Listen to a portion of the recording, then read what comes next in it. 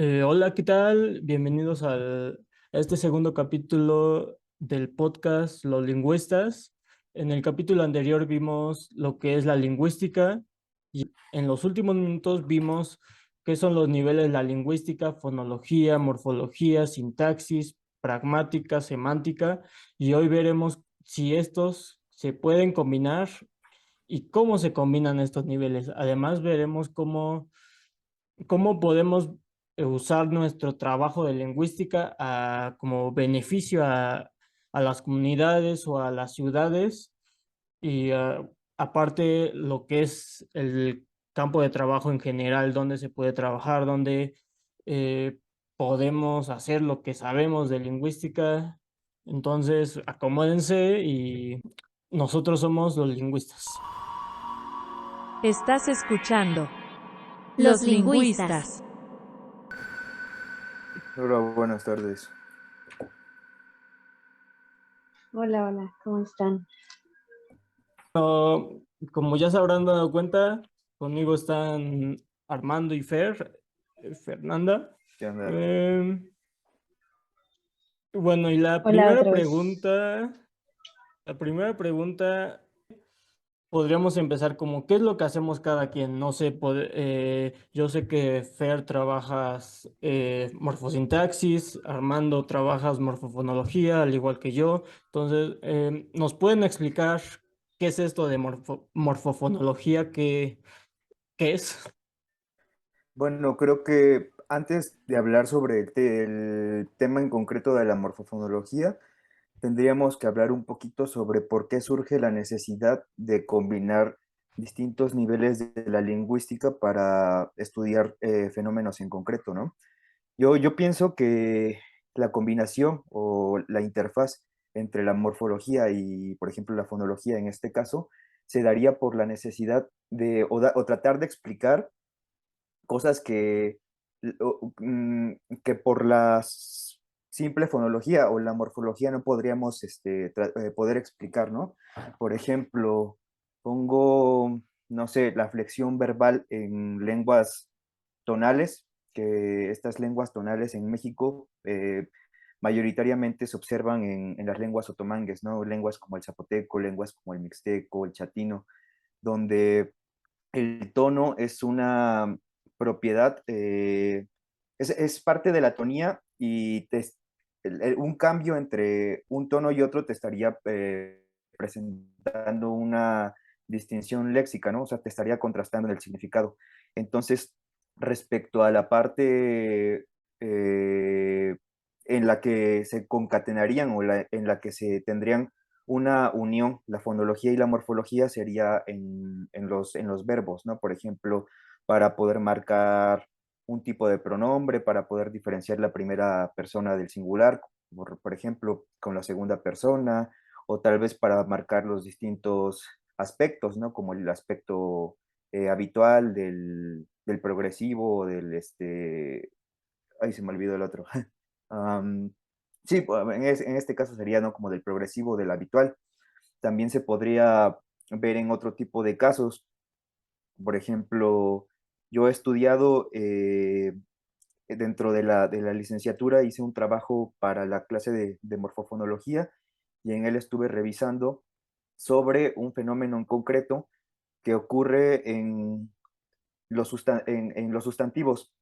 Cuando un sustantivo está en aislamiento o en palabras menos lingüísticas, cuando no tiene cuando no hay una persona que lo esté poseyendo, como por ejemplo hilo, sería una palabra sin posesión, ¿no?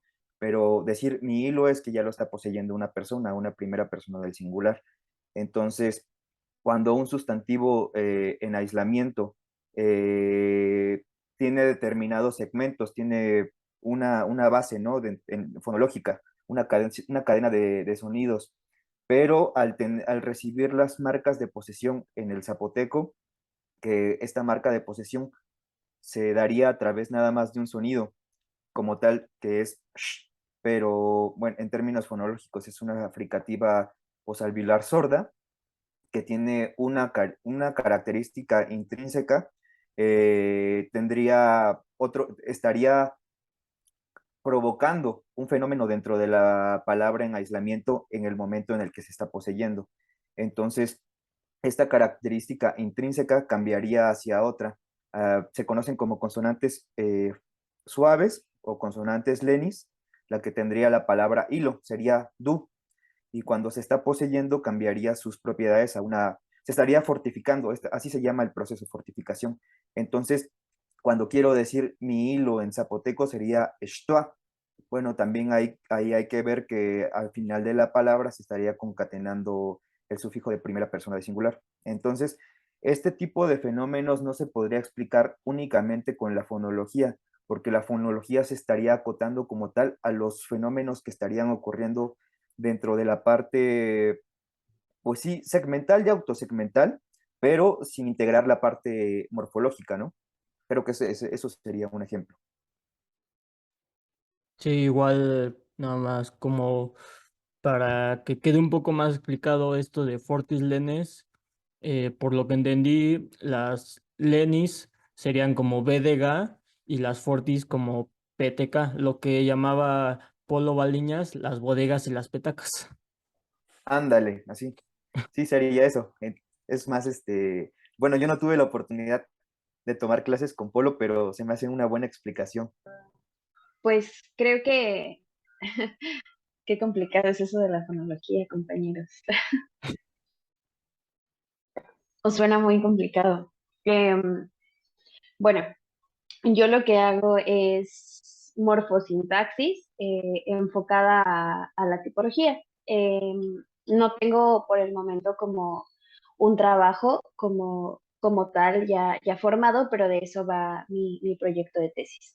La idea es analizar en 5 lenguas diferentes, 4 ergativas, bueno, todavía no sé si 5 o 6, pero 4 o 5 ergativas y una nominativa acusativa que habíamos hablado en el capítulo anterior, que era como, digamos, eso de ergativo absolutivo y nominativo acusativo, era como la forma en la que se ordenan las lenguas, ¿no? Y digamos que es totalmente contrario entre sí. Eh, Mi idea es comparar un tipo de oración, que en este caso en lingüística llamamos oración antipasiva, entre ambos tipos de alineamiento. Y voy a usar como la técnica que acaba de utilizar Armando para explicar antes de llegar a qué es la morfosintaxis, el por qué no se puede trabajar solo sintaxis o solo morfología en este caso. Por ejemplo, tenemos una lengua como el tagalo, que es una lengua filipina, y para expresar las antipasivas que más se utilizan, en esa lengua, se utiliza, digamos que, mm, un sufijo, y un sufijo es un morfema, y un morfema puede ser una sola letra o un conjunto de letras que significan algo por sí solo. Entonces, la acción de antipasiva del tagalo es el sufijo nga, NGA, ¿no? Si nosotros lo vemos introducido al final del verbo, quiere decir que estamos frente a una oración antipasiva, ¿no? Y esto pasa no solamente en tagalo, sino en la mayoría de las lenguas ergativo-absolutivas. Aunque el morfema es el que nos muestra o nos indica el fenómeno que estamos buscando en una oración, al hablar de el orden en el que está, las oraciones precisamente y todo eso, tenemos que meter la sintaxis. O sea, es ahí donde es obligatorio y súper necesario utilizar los dos niveles de análisis, ¿no? Porque el morfema nos dice dónde está, pero la sintaxis es, digamos, el nivel de análisis al que queremos llegar. Y bueno, la morfosintaxis justamente va de eso, ¿no? La sintaxis es como el orden, la estructura como en su forma más, no sé si decir natural, pero porque yo he escuchado que varios de ustedes o otros compañeros se refieren solo como al orden, pero creo que a mí me gustaría más decir que es la estructura básica de la lengua, de cualquier tipo de lengua, y la morfología, digamos, es cómo se divide, ¿no? Y bueno, no sé si sea muy necesario, pero bueno, yo utilizo la morfosintaxis ¿para qué? Para hacer tipología. Es decir, ver qué patrones hay, cómo identificarlos, dónde encontrarlos y si hay algo que se pueda decir al respecto sobre esos patrones o eran patrones ya vistos o eran patrones estudiados o aportar algo más al estudio de esos patrones. Eso es lo que yo podría decir acerca de lo que trabajo y la interfaz que hay ahí entre los niveles de análisis que utilizo. Sí, igual con esto del antipasivo se me vino un ejemplo en el náhuatl. De hecho, tenemos Kikua y Tlacua. Los dos verbos refieren a comer. Uno es lo come y otro es el come. Ese solo tienen dos diferencias, que uno tiene ki y otro tiene cua, tiene tla, que diga. El tla es un antipasivo, lo que significa que hace que si en Kikua él lo come, en Tlacua, él come algo, sin especificar qué. Kikua tiene que especificar, no sé, Kikua tamales. Tlacua no especifica nada, entonces eso es lo que hace como el antipasivo, que no, que hace que pueda no especificar el objeto, ¿no? Entonces, otro ejemplo, bueno, eso sería como del morfosintaxis, que alguien que trabaje morfosintaxis puede estudiar cómo cambia el sentido de la palabra introduciéndose el ki e introduciéndose el tla. Y con respecto a la morfofonología, tenemos Miki y Miji. Miki, él muere. Miji, él murió.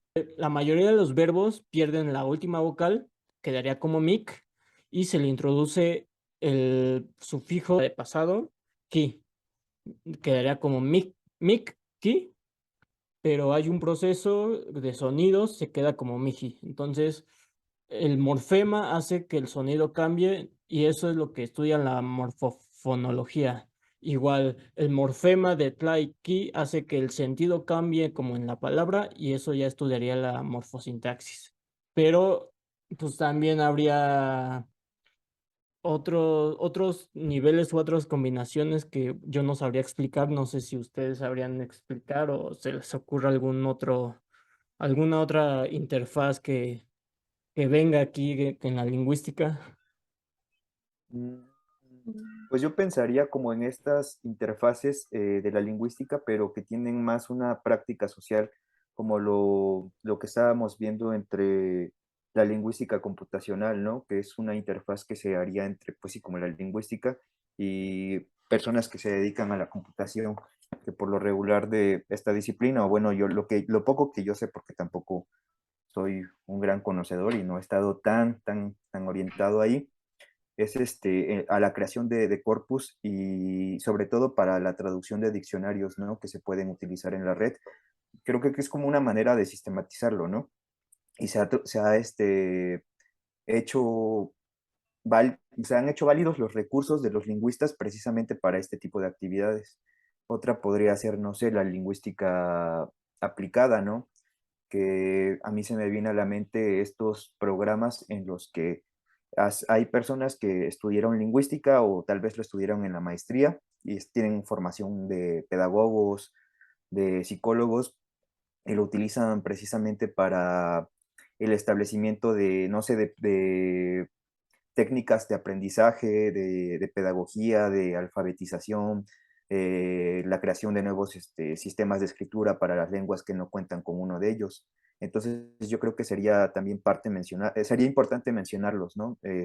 Y no solo quedarnos con estos niveles en los que nos acotamos a las partes tal vez más descriptivas sobre el uso de la lingüística. Que claro, o sea, por ejemplo, en el caso de la lingüística aplicada, pues evidentemente es necesario tener una base lingüística, ¿no? O sea, describir y saber cómo se comporta la lengua para a partir de ello poder realizar materiales, ¿no?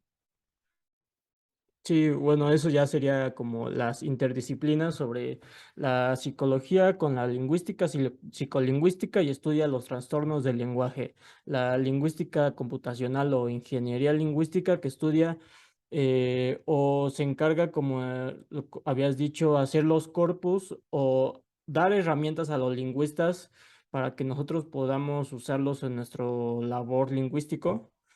También está la lingüística forense que se encarga, que es como lingüística y derecho, y hay muchas como interdisciplinas, muchas cosas en las que podría entrar la lingüística, incluso a lo mejor no tanto así que un lingüista entre de lleno, pero en todos lados hay lingüística, no sé, en la robótica hay lingüística en el simple hecho de cómo se comunican las máquinas, en muchos lados hay lingüística y casi nadie se da cuenta.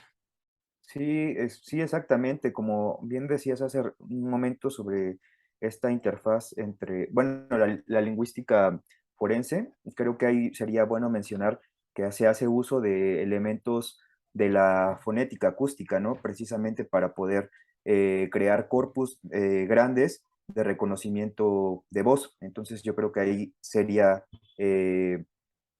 necesario mencionar esa parte, ¿no? De la lingüística, como tal, la fonética y la fonología también en parte. Creo que la lingüística tiene mucho eso, ¿no? Que se presta no solamente a hacer interfaces entre sus niveles de análisis, sino a poder, o sea, se presta mucho a hacer algo que constantemente se mueve de manera interdisciplinaria. O sea, no solamente podemos usar morfofonología, morfosintaxis, eh, y todos estos niveles de análisis mezclados, sino también el derecho, la psicología, la medicina, incluso con la lingüística clínica. O sea, Sí, creo que es muy amplio si lo ves desde cierto punto o si te abres como a ver la lingüística de esta manera, porque no sé, a mí siempre me ha llamado mucho la atención que mucha gente no sabe o de qué va o cosas así. Y incluso, ¿no? Antes de entrar a la carrera yo no sabía bien a qué estaba entrando. Y ahora veo que la verdad es que la lingüística está en prácticamente todas partes. sí.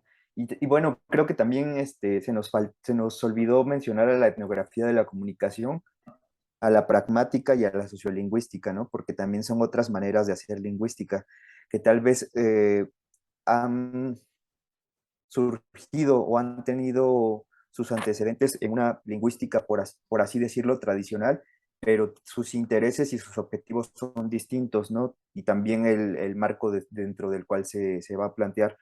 Por ejemplo, yo consideraría que la pragmática, y eso me quedó muy claro a lo largo de mis cursos, no considerarlo como ah, algo no considerarlo como parte de la lingüística tradicional de estos niveles como los que nos explicamos, no, nos explicaron a lo largo de la carrera de, no, pues primero viene la fonética y después la fonología y así poco a poco, ¿no? Adentrándonos en el sistema, sino como una manera de abordar todos los procesos de un lenguaje, ¿no? Es una manera de considerar no solo la parte, pues meramente del lenguaje, sino considerar otros factores que pueden permear sobre el lenguaje, ¿no? Factores sociales, factores externos. En el caso de la sociolingüística, yo consideraría que es parecida, pero ahí sí se podrían analizar como tal las variables específicas por las cuales pueden determinar ciertas variables y que a la vez pueden provocar un cambio, ¿no? Que pues es lo que nos decían, que todo variación, todo cambio surge a partir de una variación, pero no toda variación va a llegar a ser un cambio, ¿no? Eh, yo actualmente me estoy enfocando más en el contacto lingüístico, que es un área de la lingüística que no tiene como mucho tiempo de empezarse a trabajar como profesional académicamente. Si bien siempre se ha dicho de que ha existido, bueno, el contacto lingüístico ha existido desde que están los hablantes, ¿no? Desde que existen las lenguas. Y se ha señalado desde el siglo XIX que no hay una lengua, no puede existir una lengua aislada que no haya convivido con otras lenguas y que no se hayan influido. Es casi imposible, ¿no? Pero bueno, en el caso particular de México, los trabajos de contacto lingüístico en un principio fueron más de tipo léxico, o sea, de préstamos léxicos. Pues la mayoría de estos investigadores estudiaban los préstamos léxicos del español hacia las lenguas indígenas, ¿no? Que pues se sabe de que debido por la invasión europea y por la convivencia entre españoles con los pueblos originarios, pues surgieron muchos préstamos léxicos y en la actualidad con los muchos objetos que nos llegan diario, en las nuevas tecnologías, pues siempre se están recibiendo más léxico proveniente del español. Entonces, bueno, el contacto lingüístico o sea, puede tomar cualquier nivel de la lingüística, sea fonológico, morfológico, léxico, sintáctico, incluso pragmático, para mostrar cómo las lenguas se han como acoplado, ¿no? Unas con otras. En mi caso particular, pues yo estoy en este momento trabajando préstamos léxicos, tanto del español al zapoteco, cómo estas se están adaptando fonológicamente, cómo aceptan los tonos, el tipo de estructura fonológica. Y también por un tiempo estuve trabajando adaptación bueno, no adaptación, sino solamente mostraba algunas palabras que provenían, zapotequismos, ¿no? De zapoteco al español. Y también tengo mucho interés en mostrar los cambios morfológicos y sintácticos, que ha sido un campo de estudio también que está en expansión en las lenguas indígenas de México. Cómo hay un proceso como de trasladar tu lengua originaria a la lengua 2, ¿no? Que en este caso es el español. ¿Cómo se reflejan estas características? Por ejemplo, si en una lengua determinada no se marca plural, las transferencias que van de la lengua originaria hacia el español.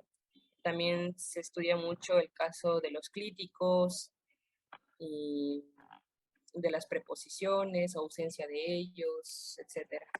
No es una combinación de niveles, o sea, sí se utilizan marcos teóricos que puedan provenir de los diferentes niveles de la lingüística.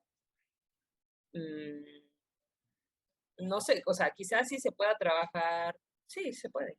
Morfosintaxis en el contacto de lenguas. No sé, morfofonología, tal vez, pero no es una combinación de niveles lingüísticos, ¿no? Se estudian los niveles lingüísticos independientes. Sí, incluso eso yo lo vería como más de una combinación o una interdisciplina de lingüística y antropología que ve cómo es el lenguaje a través del como el contacto humano. No sé, la sociolingüística ve eh, cómo se dice en México una forma de hablar y en Argentina otra forma de hablar, o la pragmática lo mismo, pero como que en diferente nivel. La etnografía es más como ya no entra tanto al análisis de cosas específicas, sino ya como un poco más de cómo interactúan las personas con este lenguaje que tienen, ¿no? Sí. Incluso, bueno, no sé si va de la mano, pero con lo que hemos estado viendo, hablando, podemos como preguntarnos qué podemos hacer o qué es lo que deja la lingüística al mundo, a la comunidad que estamos estudiando, o pues sí, al mundo, a la ciudad, qué beneficio les deja la lingüística. Le cedo la palabra a mi compañera Fernanda. Mañosillo, mañosillo. Em, bueno, la persona que está ayudándome con mi proyecto es Paco Barriga. Y en la última reunión que tuve con él me decía que, digo, volviendo a esta parte de los alineamientos nominativo-acusativo y ergativo-absolutivo, es que muchas personas dentro del mundo de la lingüística lo ven como un nominativo-acusativo versus ergativo-absolutivo. Cuando hay casos o hay ciertos registros sobre cómo es que una lengua comienza siendo nominativa acusativa y termina siendo, digo, claro, después de un proceso sumamente largo, ergativa absolutiva, ¿no? Por eso se dice que ninguna lengua es totalmente nominativa y ninguna es totalmente ergativa. O sea, creo que eso en general para la lingüística, creo que es algo que mi trabajo puede aportar, si es que si hay una relación ahí entre lenguas. Si no, bueno, será un trabajo descriptivo que espero sea vasto. Pero más allá de mi trabajo, lo que yo he notado, por ejemplo, estuve dando un par de clases y cursos para ingreso a las universidades durante estos meses. Obviamente, la parte de sociales, principalmente habilidad verbal, español, comprensión lectora, etc. Y a la hora de llegar a las antologías, los sinónimos, los antónimos, homófonos, todas estas cosas que se nos piden, ¿no? Cuando queremos entrar a la UNAM, cuando queremos entrar a la UAM, cuando queremos simplemente entrar a una universidad, es parte del temario básico, ¿no? De preparatoria para poder ingresar al nivel superior. Yo he notado, o bueno, yo uso para sinónimos, antónimos, homófonos, etcétera, diccionarios. Intento como mostrarles a los niños cómo es que si le ponen atención a una palabra o si aprenden a leer bien un diccionario, es muchísimo más fácil identificar un sinónimo, porque he notado que los niños tienen muchos problemas con los sinónimos, pero muchos. O sea, de verdad como que se les dificulta mucho y evidentemente cuando yo les digo, oje en un diccionario, o sea, es casi una burla, ¿no? Porque es como, ¿cómo cree que voy a ojear un diccionario? Pues no. Entonces yo creo que por ejemplo, la lexicografía y ciertas partes de la sintaxis, de la morfología, de todo esto que igual y nosotros vemos como en primer semestre, o bueno, la lexicografía no, pero, o sea, toda esta parte de introducción a la lingüística que nos explica un poco más de qué va o cómo se estructura, cómo funciona nuestra lengua, creo que haría para la educación básica un buen cambio, porque si un niño sabe leer bien un diccionario, si quizás sabe, aunque sea un poco, de cómo se puede derivar un sustantivo, un adjetivo, un adverbio, etcétera, incluso para ellos el aprendizaje puede ser más sencillo. O sea, creo que es algo que la lingüística podría aportar, ¿no? Supongo que en esta rama que comentaba Armando, que es la lingüística aplicada, pero es algo que yo he podido notar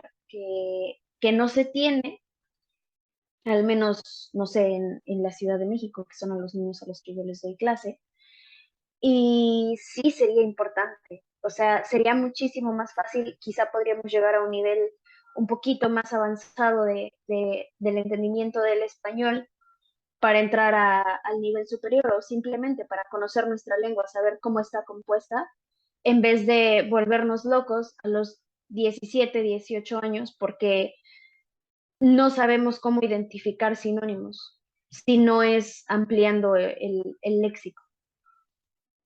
Bueno, me parece muy interesante lo que menciona Fernanda acerca de cómo nos podría funcionar o servir, ser de utilidad la lingüística, no solo a nivel superior, sino para poder orientar a las personas y para que se tuviera un mejor manejo sobre ciertas herramientas que se nos dan, ¿no? Y que tal vez se dan por sentadas que podemos saber utilizarlas, pero a veces sí se necesita, ¿no?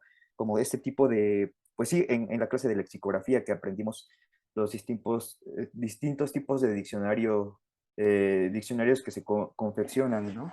Y las particularidades de cada uno.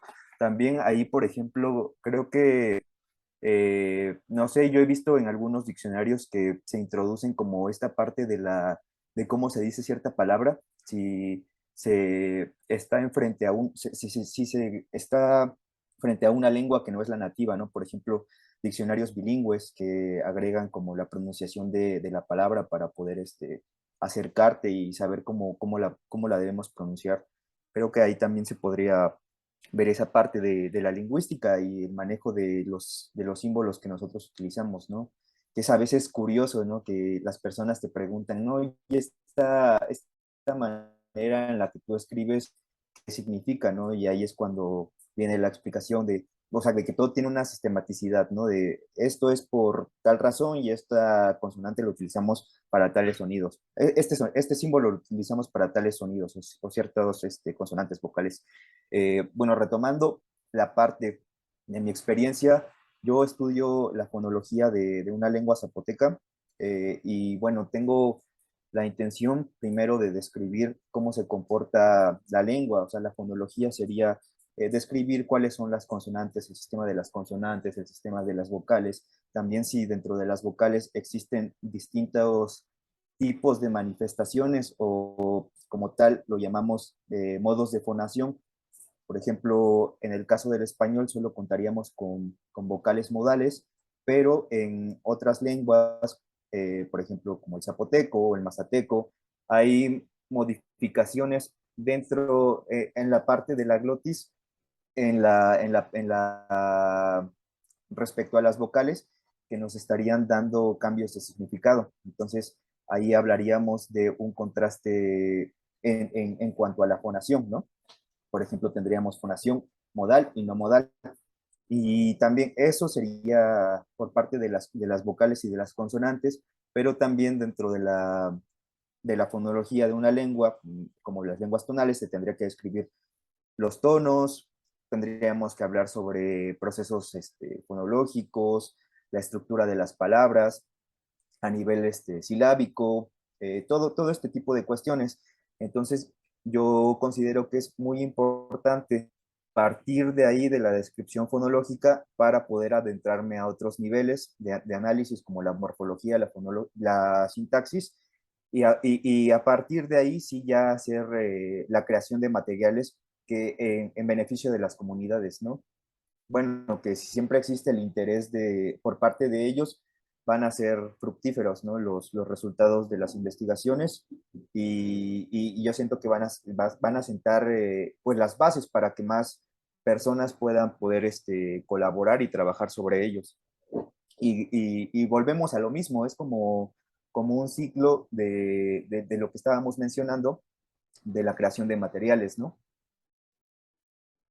Pues es algo chistoso porque yo en un principio me gustaba mucho la fonología, era pues, mi nivel favorito de toda la lingüística y me estaba centrando mucho en ello, pero como que dejaba todo mi interés a las nuevas teorías, entenderlas, cómo aplicarlas a estas lenguas, pero al mismo tiempo también decía, "Oh, esto no creo que me pueda, o sea, pueda ayudar a mi comunidad viendo que esta lengua ya quizá en unos 30 años no sea, pues ya nadie la hable, ¿no?". Y en el contexto lingüístico, o sea, sí se estudian a nivel lingüístico las lenguas, pero también hay una parte de la sociolingüística, ¿no? En donde se estudia también el desplazamiento de una lengua por otra. Y bueno, en mi investigación también tendré un apartado sobre este proceso, ¿no? De desplazamiento lingüístico, sustitución lingüística, lengua de herencia, etcétera. Y bueno, supongo que al hacer pues este análisis sobre la situación sociolingüística actual de esta lengua, pueda servir como un parteaguas para saber cómo aplicar, en dónde y con qué personas, no sé, qué grupos determinados, cómo se les puede, cómo pueden ellos adquirir la lengua, ¿no? No sé, los adultos pueden, los adultos que no hablan, ¿no? ¿Cómo pueden adquirir ellos la lengua si no están escolarizados? O los jóvenes o sea, que quizás sí en su repertorio léxico común tienen palabras de zapoteco, entienden, pero no se dan cuenta de ello, ¿no? Yo creo que de esta manera puede mi investigación aportar un poco al fortalecimiento de esta lengua. Sí, eso. Sí, incluso entrándonos al tema siguiente, que sería diversidad, simplemente con la creación de materiales ya, no tanto la creación de materiales, sino un paso antes, ver cómo es la lengua, si hay alguna diferencia, por ejemplo, en la dialectología, que es donde se ve eso, que si hay qué tanta variación hay entre comunidades. Eso nos puede ayudar a hacer ya como diccionarios, libros de texto para las comunidades y que haya un mejor aprendizaje en la lengua y no haya una como mezcolanza de una variante no sé, si estamos en Oaxaca, de una variante de Veracruz, de una variante de Durango y ya no sabemos si hablamos zapoteco o hablamos el idioma alienígena que estábamos hablando el episodio pasado, ¿no? Sí, claro. Es muy importante tomar eso en consideración y saber que no es algo fácil de, pues, en términos vulgares, de poder amarrar, ¿no? Toda la variación que existe, pues, en nuestro caso de lenguas indígenas, que en lo que nos enfocamos, porque como hemos visto, la creación de tan solo de un sistema de escritura no es de un día al otro, ¿no? Sino que es con el paso del tiempo, sobre las necesidades de los hablantes, todo va evolucionando, así como la lengua hablada evoluciona, también la lengua escrita evoluciona. Bueno, todo esto lo que estuvimos hablando lo veremos en el siguiente capítulo sobre qué es diversidad lingüística, cuántas lenguas hay en México, eh, por qué hay tantas variantes o por qué el español de Argentina es diferente al español de México, por qué el portugués es diferente al español o simplemente el catalán es muy diferente y por qué se consideran lenguas esas. Acompáñenos al siguiente capítulo. Nosotros fuimos los lingüistas.